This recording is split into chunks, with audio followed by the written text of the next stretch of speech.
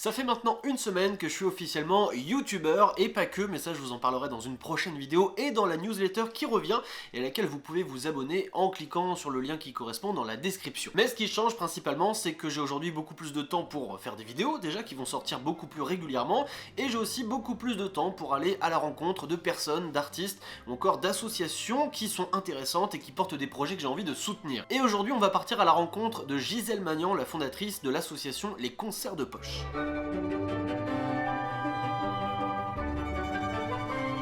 Alors les concerts de poche, c'est une association que j'ai fondée il y a 13 ans et qui a pour objet d'emmener les très grands artistes de la musique classique, du jazz, de l'opéra, dans les campagnes, dans les montagnes, dans les quartiers, à la rencontre de toutes sortes d'habitants qui sont vraiment les habitants du 21e siècle et qui n'auraient pas de prime abord l'occasion de rencontrer cette musique, de s'y intéresser. Donc on s'appuie sur un double dispositif complètement indissociable de concerts et d'ateliers.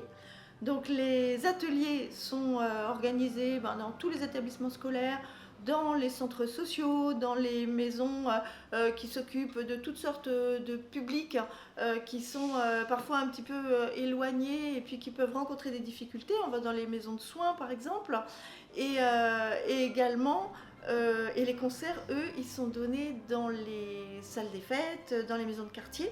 Et le but, c'est de rassembler tous les publics autour d'émotions vraiment très impressionnantes et d'émotions qui peuvent à tous nous changer la vie, tellement on aime la musique et tellement elle est belle.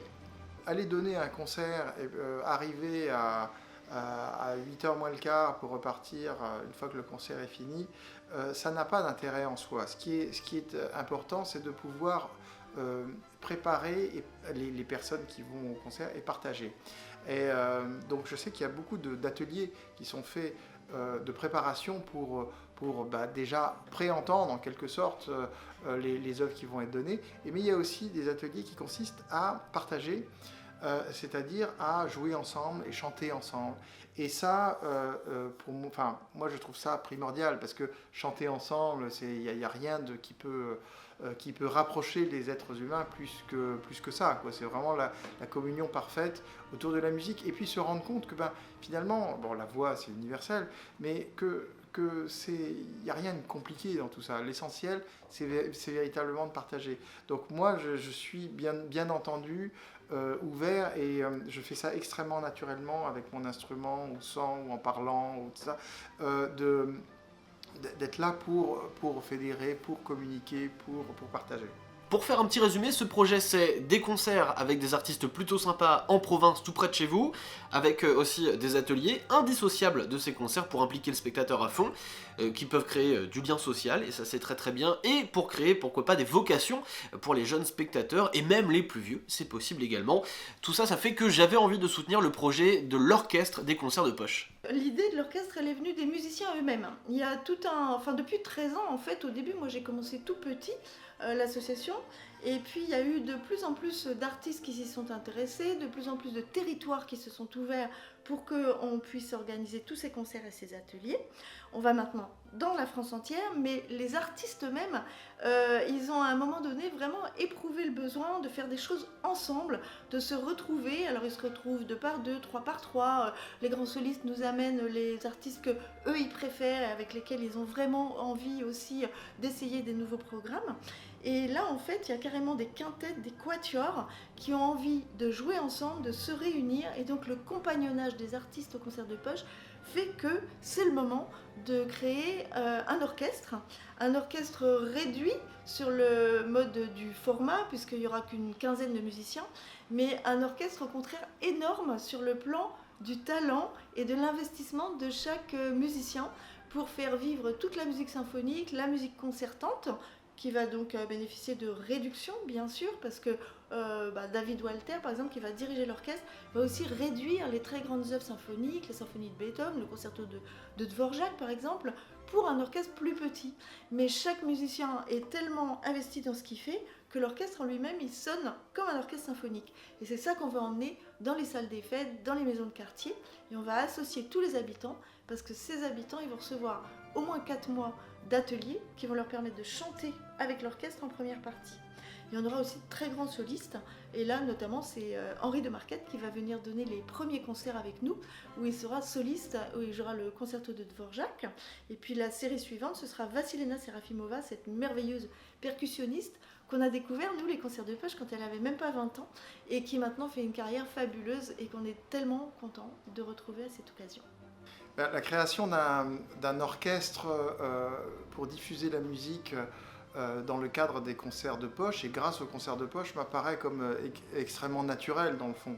C'est-à-dire que, évidemment, jusque-là, on essayait de transmettre le répertoire de musique de chambre, mais évidemment, il y a tout un pan de répertoire qui est le répertoire symphonique, celui donc des symphonies, le répertoire symphonique, mais par voie de conséquence des concertos, c'est-à-dire marier un instrument soliste avec un orchestre qui nous échappait jusque-là et qu'on va pouvoir diffuser grâce à ça. Et ça, c'est très très important parce que, évidemment, on ne se rend pas compte que, bien, au 19e siècle, enfin, quand il n'y avait pas de disque, disons, quand il n'y avait pas de disque, eh bien, c'est comme ça qu'on diffusait la musique. C'était on réduisait les ensembles et puis on allait les jouer alors dans des salons ou ailleurs ou dans des églises, dans des tas d'endroits. C'est comme ça qu'on diffusait la musique. Maintenant, évidemment, il y a le disque, il y a YouTube, il y a je sais pas quoi, Deezer. Et donc c'est génial, on peut tout avoir, mais ce qu'on n'a pas, c'est la présence des musiciens. Et au bout d'un moment, cette présence des musiciens, le contact avec les artistes, eh bien, c'est ce qui rend le moment unique, le moment voilà, c'est ce qui fait qu'il y a cet élément fédérateur dans la musique et qu'on se retrouve tous ensemble à un moment quelconque autour d'une même émotion ou d'une même énergie. Et ça, c'est irremplaçable. Et c'est bien ce que les concerts de poche, donc Gisèle Magnan, qui en est la directrice, a très très bien compris, c'est qu'on ne remplacera pas la présence physique des musiciens. Donc, en cela, l'orchestre des concerts de poche a une parfaite logique. Alors donc là, on est dans la dernière phase de cette campagne de financement participatif et j'avoue que j'appelle tout le monde parce que j'ai remarqué depuis hier, on peut ne donner que 3 €, peut-être même que 2 €. Mais avec des milliers de gens qui donnent 2, 3, 10, allez, 100 quelquefois, on peut arriver quand même très loin. Et on a pour l'instant obtenu à peu près 16 000 € aujourd'hui, donc on est à plus de 60% de ce que nous recherchons. Et il faut savoir qu'on recherche tout ce qu'il faut pour faire des ateliers supplémentaires, pour qu'il y ait des centaines de choristes qui puissent véritablement s'allier, toutes sortes d'habitants qui puissent devenir vraiment la grande famille du projet de l'orchestre. Et donc si tout le monde a envie de nous suivre, de relayer. En fait, ce qu'on cherche aussi, c'est de faire une grande famille autour de tout ça. Et cette campagne de financement participatif, non seulement elle nous aide financièrement, mais elle nous aide aussi à faire connaître le projet. Donc si tout ce qu'on vient de vous raconter, ça vous plaît, ça vous motive et que vous avez envie de le relayer, ben vous gênez pas, parce que plus on est nombreux et plus ça fera chaud au cœur de tous les musiciens et également de tous les habitants qui vont participer à tout ça. À l'heure où cette vidéo est publiée, les amis, il manque à peine 2 000 € sur 25 000. C'est rien du tout. Il reste 4 jours pour accomplir ce défi, relever ce défi. Donc je compte sur vous pour soit aller mettre une petite participation financière et pouvoir profiter de ces concerts ou en faire profiter à d'autres personnes, soit eh bien partager cette vidéo autour de vous et pas que aux spécialistes de la musique classique dans votre entourage, hein. Au contraire, ce sont des concerts qui sont plutôt destinés aux personnes pas qui n'y connaissent rien mais qui sont curieuses de la vie tout simplement. Alors foncez, c'est maintenant qu'il faut y aller.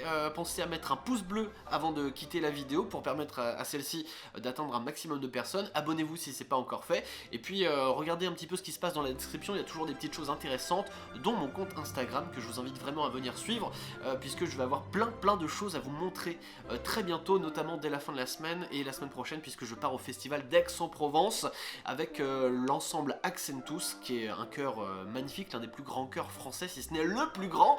Donc allez-y, foncez et je vous dis à très bientôt pour une nouvelle vidéo parce que maintenant il va y en avoir plein. Salut!